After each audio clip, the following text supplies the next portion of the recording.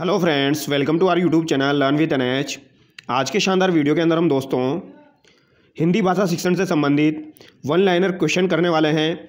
जो भी विद्यार्थी रीट लेवल 1 और लेवल 2 की तैयारी कर रहे हैं दोस्तों, तो यहाँ पर हम हिंदी टीचिंग मेथड से संबंधित कलाम एकेडमी की जो आपकी बुकलेट है उसमें वन लाइनर फॉर्मेट में जो आपके सवाल दिए गए हैं उनके बारे में आज हम बात करने वाले हैं। तो जो भी विद्यार्थी रीट लेवल 1 और लेवल 2 की तैयारी कर रहे हैं और हिंदी भाषा शिक्षण से संबंधित है वह इस वीडियो को जरूर देखिए। तो चलिए शुरू करते हैं दोस्तों। पहला पॉइंट देखिए आप। सबसे पहले हम भाषा कौशल के बारे में देखेंगे। पहला पॉइंट है आपका भाव प्रकट करने का सर्वोत्तम साधन है। तो भाव प्रकट करने का सर्वोत्तम साधन अगर आपसे पूछा जाए तो क्या हो जाएगा? भाषा हो जाएगी। ये आपको ध्यान रखना है। तो भाव प्रकट करने का सर्वोत्तम साधन क्या हो जाएगा? भाषा हो जाएगी। प्रारंभिक अवस्था में बालक भाषा सीखता है। तो प्रारंभिक अवस्था में बालक कौन सी भाषा सीखता है? तो ये श्रवण, निरीक्षण, अनुकरण द्वारा भाषा सीखता है। यानी श्रवण के द्वारा, निरीक्षण के द्वारा और अनुकरण के द्वारा बालक भाषा सीखता है। ये आपको ध्यान रखना है, ठीक है। ये डेली लाइफ की चीज़ें हैं। आगे देखिए, भाषा की शिक्षा दी जाती है। तो भाषा की शिक्षा अर्थ ग्रहण व अभिव्यक्ति के लिए दी जाती है। तो अर्थ ग्रहण करने के लिए और अभिव्यक्ति के लिए आपकी भाषा की शिक्षा दी जाती है। भाषा के रूप कितने प्रकार के हो जाएंगे आपके? तो भाषा 2 प्रकार के हो जाएंगे, मौखिक रूप हो जाएगा और आपका लिखित रूप हो जाएगा। ये आपको ध्यान रखना है। भाषा के 2 रूप हो जाएंगे, मौखिक रूप हो जाएगा और एक आपका लिखित रूप हो जाएगा। आगे देखिए, भाषा का प्राथमिक रूप है। तो भाषा का प्राथमिक रूप आपका क्या हो जाएगा? मौखिक भाषा हो जाएगी। क्या हो जाएगा दोस्तों? मौखिक भाषा हो जाएगी। तो भाषा का प्राथमिक रूप क्या है? मौखिक भाषा हो जाएगी। आगे देखिए, भाषा स्तर सुधारने के लिए सर्वाधिक आवश्यक साधन है। तो भाषा स्तर सुधारने के लिए सर्वाधिक आवश्यक साधन आपका क्या हो जाएगा? विद्यार्थी एवं अध्यापक द्वारा पुस्तकालय का उपयोग। तो ये आपको ध्यान रखना है दोस्तों। क्या हो जाएगा? विद्यार्थी एवं अध्यापक द्वारा पुस्तकालय का उपयोग। ये आपका हो जाएगा भाषा स्तर सुधारने के लिए सर्वाधिक साधन। ये आपको ध्यान रखना है, विद्यार्थी एवं अध्यापक द्वारा पुस्तकालय का उपयोग। आगे देखिए, भाषा कौशल है। तो भाषा कौशल क्या है? तो दक्षता प्राप्त करना जो होता है दोस्तों, यही आपका भाषा कौशल कहलाता है। यानी भाषा में आपको कौशल बनना है तो दक्षता प्राप्त करना ही आपका भाषा कौशल कहलाता है। भाषा कौशलों का स्वाभाविक क्रम है। तो भाषा कौशलों का स्वाभाविक क्रम क्या हो जाएगा? तो सुनना, बोलना, पढ़ना और लिखना। ये आपका स्वाभाविक क्रम हो जाएगा भाषा कौशल का। तो सुनना, बोलना, पढ़ना और लिखना, ये आपका भाषा कौशल का स्वाभाविक क्रम है। आगे देखिए, सबसे कठिन कौशल कौन सा होता है? तो सबसे कठिन कौशल आपका कैसा हो जाएगा? लिखना हो जाएगा दोस्तों, ठीक है। लिखना जो है ये सबसे कठिन माना जाता है आपका, ये आपको ध्यान रखना है। तो सबसे कठिन कौशल जो है वो आपका लिखना हो जाएगा। आगे देखिए, भाषा के बुनियादी कौशल है। तो भाषा के बुनियादी कौशल आपके कौन कौन से हो जाएंगे? आपका सुनना और बोलना हो जाएगा। तो सुनना और बोलना भाषा के बुनियादी कौशल हो जाएंगे। ये आपको ध्यान रखना है दोस्तों, ठीक है। तो भाषा के बुनियादी कौशल अगर आपसे पूछा जाए तो सुनना और बोलना हो जाएगा, जबकि सबसे कठिन कौशल आपका लिखना हो जाएगा। और भाषा कौशलों का स्वाभाविक क्रम आपका सुनना, बोलना, पढ़ना और लिखना हो जाएगा, ठीक है। और भाषा कौशल क्या है? दक्षता प्राप्त करना। आगे देखिए, गणनात्मक और ग्राह्यात्मक कौशल है। तो गणनात्मक और ग्राह्यात्मक कौशल आपका कैसा हो जाएगा? सुनना और पढ़ना हो जाएगा। तो ये बात आपको ध्यान रखनी दोस्तों। अगर आपसे पूछा जाए भाषा के बुनियादी कौशल कौन से हैं, तो सुनना और बोलना हो जाएगा। लेकिन आपसे पूछा जाए गणनात्मक या ग्राह्यात्मक कौशल है, तो ये आपका सुनना और पढ़ना हो जाएगा, ठीक है। सुनना आपका दोनों में है, यहाँ पर बोलना है, यहाँ पर पढ़ना है। तो गणनात्मक में आपका पढ़ना आ जाएगा और भाषा के बुनियादी में आपका बोलना आ जाएगा। आगे देखिए, अभिव्यक्त्यात्मक उत्पाद कौशल है। तो ये आपका बोलना और लिखना हो जाएगा। तो अभिव्यक्त्यात्मक उत्पाद कौशल आपका कौन सा हो जाएगा? बोलना और लिखना हो जाएगा दोस्तों। आगे देखिए, भाषाई कौशलों का विकास किस स्तर तक पूर्ण हो जाना चाहिए? तो भाषाई कौशलों का विकास जो है दोस्तों, ये किस स्तर तक पूर्ण हो जाना चाहिए? तो प्राथमिक स्तर तक, यानी कक्षा 5 तक आपका भाषाई कौशलों का विकास स्तर जो है वो पूर्ण हो जाना चाहिए। तो ये सवाल आपसे पूछा जा सकता है एग्जाम में, भाषाई कौशलों का विकास किस स्तर तक पूर्ण हो जाना चाहिए? तो प्राथमिक स्तर तक पूर्ण हो जाना चाहिए। आगे देखिए, भाषण कौशल का मुख्य उद्देश्य है। तो भाषण कौशल का मुख्य उद्देश्य क्या हो जाएगा? तो ये आपका मौखिकाभिव्यक्ति हो जाएगा दोस्तों। क्या हो जाएगा? मौखिकाभिव्यक्ति। ये आपको ध्यान रखना है। तो भाषण कौशल का मुख्य उद्देश्य क्या है? मौखिकाभिव्यक्ति हो जाएगा। आगे देखिए, मौखिकाभिव्यक्ति के 2 प्रकार हैं। कौन कौन से हो जाएंगे? तो मौखिकाभिव्यक्ति के 2 प्रकार आपके औपचारिक और अनौपचारिक हो जाएंगे। ये आपको ध्यान रखना है। तो औपचारिक और अनौपचारिक जो है ये मौखिकाभिव्यक्ति के 2 प्रकार हो जाएंगे। ये आपको ध्यान रखना है। मौखिकाभिव्यक्ति के विकास के लिए सर्वाधिक उपयोगी है। तो ये वाद और विवाद। तो मौखिकाभिव्यक्ति के विकास के लिए सर्वाधिक उपयोगी क्या हो जाएगा? आपका वाद और विवाद हो जाएगा। आगे देखिए, मौखिकाभिव्यक्ति का आवश्यक गुण है। तो मौखिकाभिव्यक्ति का आवश्यक गुण आपका क्या हो जाएगा? शुद्धोच्चारण हो जाएगा दोस्तों। क्या हो जाएगा, शुद्धोच्चारण। तो मौखिक अभिव्यक्ति का आवश्यक गुण आपका शुद्धोच्चारण हो जाएगा। विकास की सर्वाधिक उपयोगी वाद विवाद हो जाएगा। दो प्रकार हो जाएंगे, औपचारिक और अनौपचारिक। भाषण कौशल का मुख्य उद्देश्य क्या हो जाएगा, मौखिक अभिव्यक्ति हो जाएगा। तो भाषाई कौशलों का विकास किस स्तर तक पूर्ण हो जाना चाहिए, प्राथमिक स्तर तक आपका पूर्ण हो जाना चाहिए। आगे देखिए, पढ़ना और वाचन कौशल के भेद हैं। तो पढ़ना कौशल के भेद आपके कौन कौन से हो जाएंगे दोस्तों, वो यहाँ पर पूछा गया है। तो ये आपके हो जाएंगे सस्वर वाचन और मौन वाचन। तो ये एक तो आपका होता है सस्वर वाचन होता है और एक आपका मौन वाचन होता है। उच्चारण सुधारने के लिए करवाना चाहिए, तो उच्चारण सुधारने के लिए आपको सस्वर वाचन करवाना चाहिए दोस्तों, ठीक है, ये आपको ध्यान रखना है। तो अगर आपको उच्चारण सुधारना है, बोलने का तरीका अगर गलत है तो आपको उच्चारण सुधारना है, तो सस्वर वाचन प्रारंभिक कक्षाओं में इस पर बल देना चाहिए। तो सस्वर वाचन पर बल प्रारंभिक कक्षाओं में दिया जाता है। और अगर आपको उच्चारण सुधारना है तो सस्वर वाचन करवाना चाहिए। आगे देखिए, आदर्श वाचन किया जाता है। तो आदर्श वाचन अध्यापकों द्वारा किया जाता है। तो आदर्श वाचन किसके द्वारा किया जाएगा दोस्तों, अध्यापक द्वारा किया जाएगा।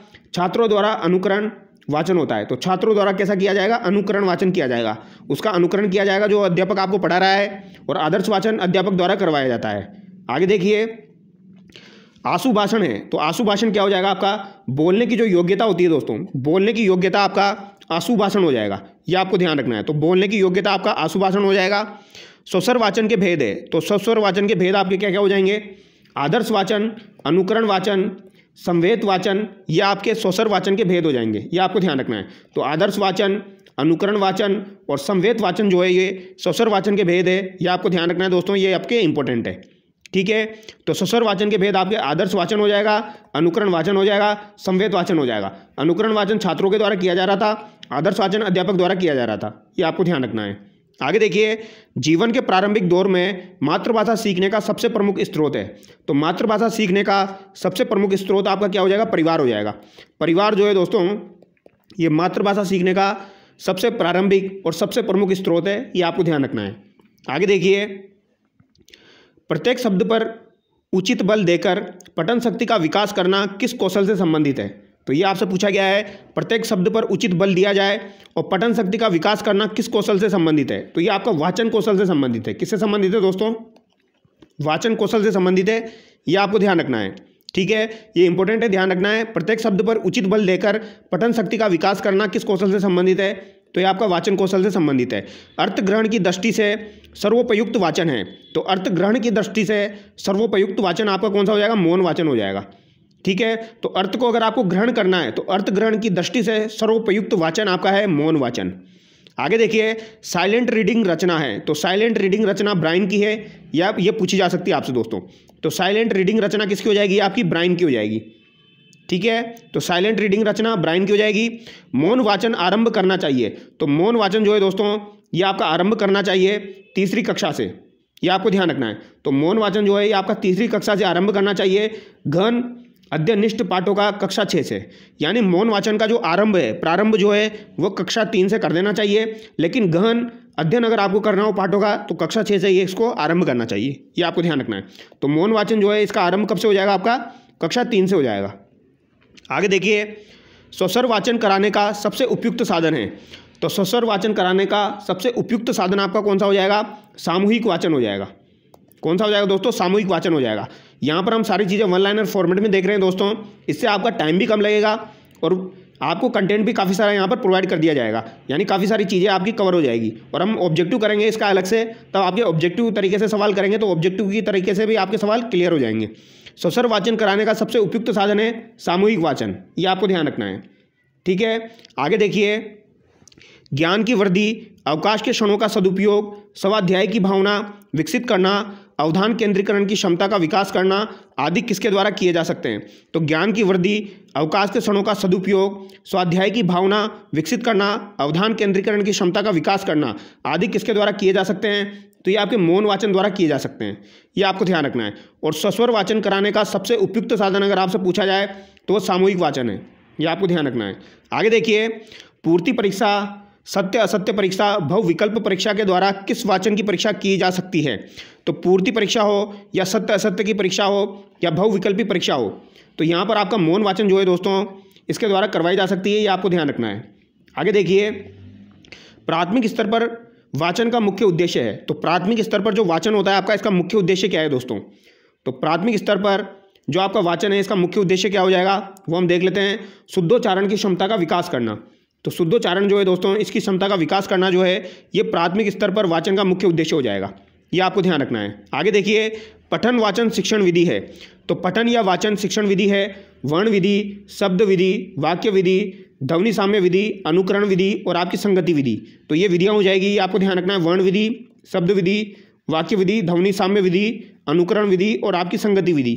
आगे देखिए, मौन वाचन का प्रकार है। तो मौन वाचन का प्रकार आपका कैसा हो जाएगा? द्रुत वाचन हो जाएगा, गहन वाचन हो जाएगा, विहंगावलोकन वाचन हो जाएगा दोस्तों। द्रुत वाचन, गहन वाचन, विहंगावलोकन वाचन हो जाएगा। तो ये मौन वाचन के प्रकार है, ये आपको ध्यान रखना है। हो सकता है पूछा जाए एग्जाम में, द्रुत वाचन किसका प्रकार है, गहन वाचन किसका प्रकार है, विहंगावलोकन वाचन किसका प्रकार है। तो ये आपके मौन वाचन के प्रकार हो जाएंगे। आगे देखिए, शिक्षण कौशल का उपयोग किया जाता है। तो शिक्षण कौशल का उपयोग किसमें किया जाता है दोस्तों? कक्षा के अंदर व कक्षा के बाहर दोनों जगह दोस्तों आपके शिक्षण कौशल का उपयोग किया जाता है, ये आपको ध्यान रखना है। तो शिक्षण कौशल का प्रयोग आपका कक्षा के अंदर भी किया जाएगा और कक्षा के बाहर भी किया जाएगा। आगे देखिए, श्रवण कौशल को विकसित करने में आकाशवाणी कार्यक्रम, दूरदर्शन कार्यक्रम, सामूहिक वृहद, बाल सभा कार्यक्रम है। तो ये कक्षेतर कार्यक्रम है, कक्षा के बाहर होने वाले कार्यक्रम है दोस्तों। तो श्रवण कौशल को विकसित करने के लिए आकाशवाणी कार्यक्रम, दूरदर्शन कार्यक्रम और सामूहिक वृहद बाल सभा कार्यक्रम जो है ये कक्षेतर कार्यक्रम है, जो कि कक्षा के बाहर वाले कार्यक्रम है आपके, ये आपको ध्यान रखना है। आगे देखिए, किस वैज्ञानिक के अनुसार बालकों को पढ़ने से पहले लिखने की शिक्षा दी जानी चाहिए? तो किस मनोवैज्ञानिक के अनुसार यहाँ पर यह बोला गया है बालकों को पढ़ने से पहले लिखने की शिक्षा दी जानी चाहिए? तो ये किसने कहा है? मारिया मोंटेसरी ने कहा है दोस्तों, ये आपको ध्यान रखना है। मारिया मोंटेसरी के द्वारा ये कहा गया है कि बालकों को पढ़ने से पहले लिखने की शिक्षा दी जानी चाहिए, यानी पढ़ने से पहले उनको लिखने की शिक्षा दी जानी चाहिए। ये किसके द्वारा कहा गया है? मारिया मोंटेसरी के द्वारा। आगे देखिए, लिखना सिखाने से पूर्व बालकों को चित्रकला सिखानी चाहिए। तो लिखना सिखाने से पूर्व बालकों को चित्रकला सिखानी चाहिए, क्योंकि अक्षर भी चित्र ही है। यह मत किसका था? तो यह आपका महात्मा गांधी जी का हो जाएगा। किसका हो जाएगा दोस्तों? महात्मा गांधी जी का हो जाएगा। तो लिखना सिखाने से पूर्व बालकों को चित्रकला सिखानी चाहिए, क्योंकि अक्षर भी चित्र है। यह मत किसका है? तो यह आपका महात्मा गांधी का है। ऐसे सवाल आपके एग्जाम में काफ़ी ज़्यादा पूछे जाते हैं। आगे देखिए, बोलना मनुष्य को पूर्णता तक पहुंचाता है, जबकि लिखना मनुष्य को परम शुद्ध बनाता है, यह कथन है। तो बोलना मनुष्य को पूर्णता तक पहुंचाता है, जबकि लिखना मनुष्य को परम शुद्ध बनाता है, यह कथन किसका है? यह बेकन का है दोस्तों। किसका कथन हो जाएगा? ये आपका बेकन का हो जाएगा। तो ये आपको ध्यान रखना है दोस्तों। अगर आपसे पूछा जाए बालकों को पढ़ने से पहले लिखने की शिक्षा दी जानी चाहिए मारिया मोंटेसरी के अनुसार, लिखना सिखाने से पूर्व बालकों को चित्रकला सिखानी चाहिए महात्मा गांधी जी के अनुसार, बोलना मनुष्य को पूर्णता तक पहुंचाता है, जबकि लिखना मनुष्य को परम शुद्ध बनाता है, बेकन के अनुसार। यह आपको ध्यान रखना है। आगे देखिए, शिक्षकों को बालक की रुचि का सदैव ध्यान रखना चाहिए। तो शिक्षकों को बालक की रुचि का सदैव ध्यान रखना चाहिए। जब बालक की रुचि नहीं हो तो उसे पढ़ाना नहीं चाहिए, इससे उसके विचारों में बाधा पहुंचती है।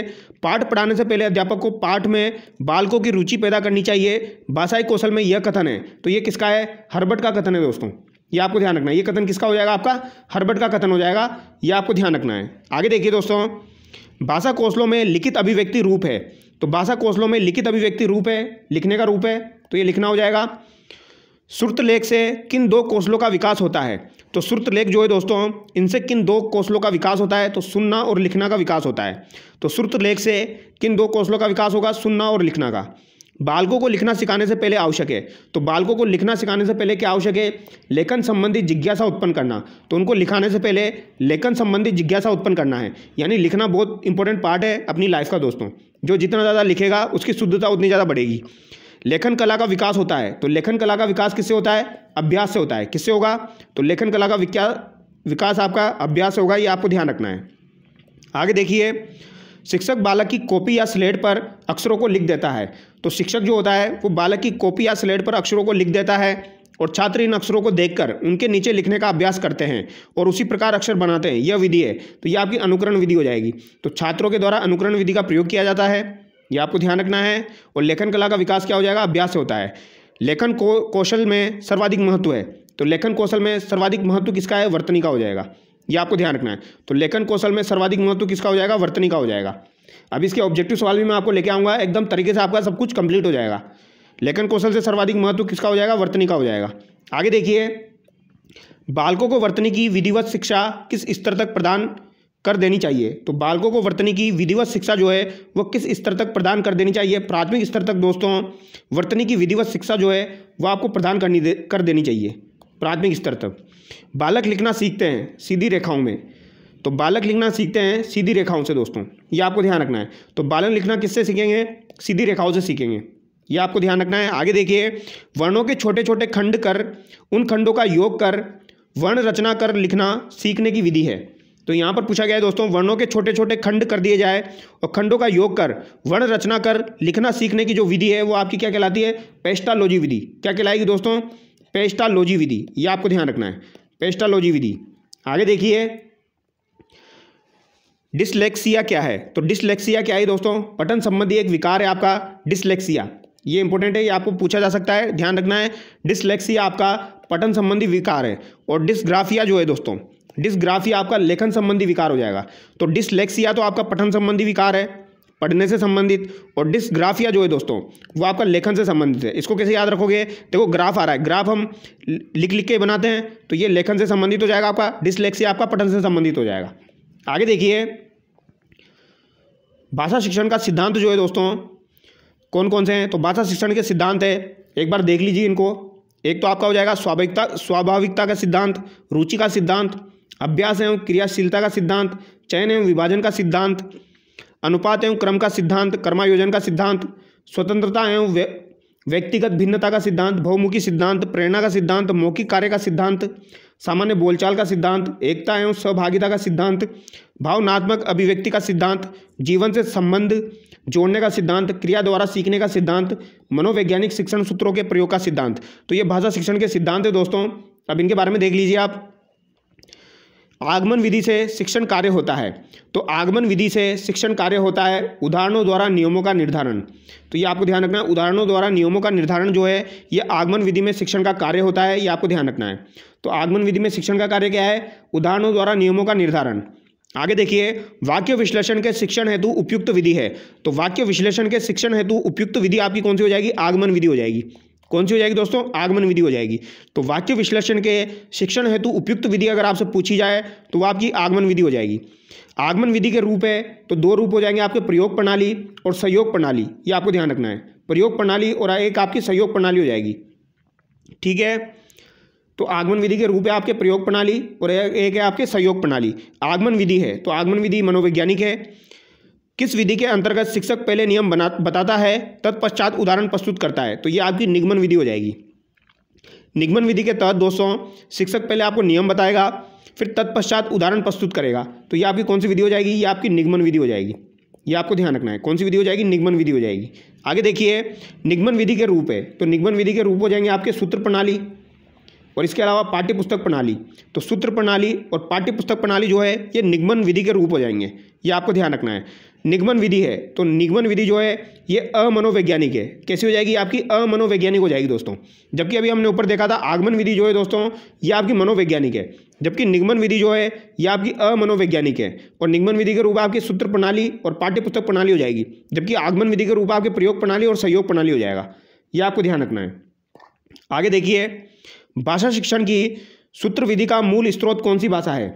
तो ये आपसे पूछा जा सकता है, भाषा शिक्षण की सूत्र विधि का मूल स्रोत कौन सी भाषा है? तो ये आपकी संस्कृत भाषा हो जाएगी। कौन सी भाषा हो जाएगी? संस्कृत भाषा हो जाएगी। तो भाषा शिक्षण की सूत्र विधि का मूल स्रोत संस्कृत भाषा हो जाएगी।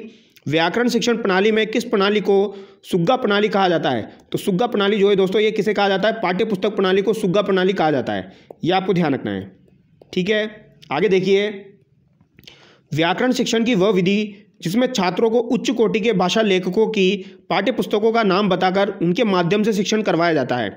तो व्याकरण शिक्षण की वो विधि कौन सी है जिसमें छात्रों को उच्च कोटि के भाषा लेखकों की पाठ्य पुस्तक का नाम बताकर उनके माध्यम से शिक्षण करवाया जाता है? तो ये आपकी हो जाएगी दोस्तों भाषा संसर्ग विधि या फिर इसे अव्याकृति विधि कहते हैं। तो भाषा संसर्ग विधि या फिर आपकी अव्याकृति विधि, ये आपको ध्यान रखना है। आगे देखिए, अव्याकृति विधि में व्याकरण शिक्षण के किस पक्ष पर बल दिया जाता है? तो अव्याकृति विधि में व्याकरण शिक्षण के किस पक्ष पर बल दिया जाता है? तो अनौपचारिक व्यवहारिक पक्ष पर। किस पर बल दिया जाएगा दोस्तों? अनौपचारिक व्यवहारिक पक्ष पर बल दिया जाएगा, ये आपको ध्यान रखना है, ठीक है। अव्याकृति विधि में व्याकरण शिक्षण के अनौपचारिक व्यवहारिक पक्ष पर बल दिया जाता है। शिक्षण विधि में व्याकरण शिक्षा स्वतंत्र रूप से नहीं दी जाती है।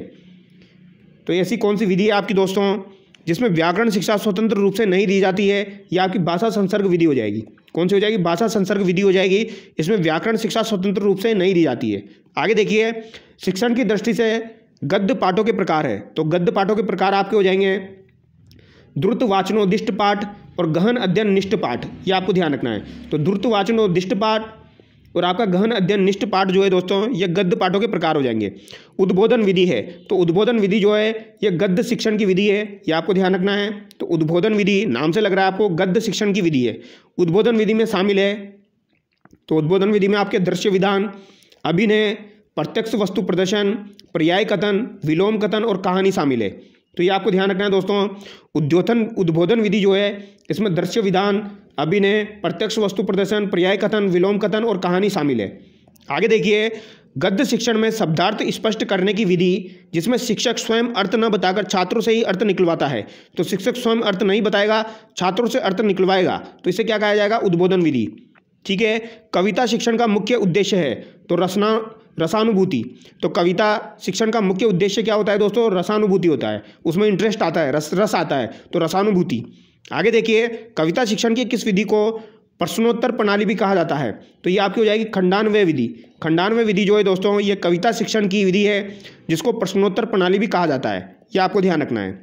आगे देखिए, कविता शिक्षण की किस प्रणाली के अंतर्गत किसी कविता को समझाने के लिए उसके समान भाव वाली या विरोध भाव वाली दूसरी कविता प्रस्तुत करके तुल्यात्मक अध्ययन कराया जाता है? तो ये आपकी तुलना विधि हो जाएगी। तो ये आपको ध्यान रखना है, कविता शिक्षण की किस प्रणाली के अंतर्गत किसी कविता को समझाने के लिए उसके समान भाव वाली या विरोध भाव वाली दूसरी कविता प्रस्तुत की जाती है, यानी तुलना करवाई जाती है, तो इसे तुलना विधि कहा जाता है। ये आपको ध्यान रखना है दोस्तों, और ये आपकी इंपॉर्टेंट है। ठीक है, इस तरीके का सवाल आपका एग्जाम में पूछा जा सकता है। बाकी दोस्तों आज की वीडियो में हम यहीं तक ही पढ़ेंगे, और नेक्स्ट वीडियो में जो भी आपकी शिक्षण वीडियो से संबंधित वन लाइनर फॉर्मेट के सवाल है वो हम कंप्लीट कर लेंगे, और उसके बाद हम इसके ऑब्जेक्टिव सवाल करेंगे। तो चलिए दोस्तों, नेक्स्ट वीडियो में मिलते हैं, और अगर आपको वीडियो अच्छा लगा है तो वीडियो को लाइक करना और चैनल को सब्सक्राइब करना। Thank you so much.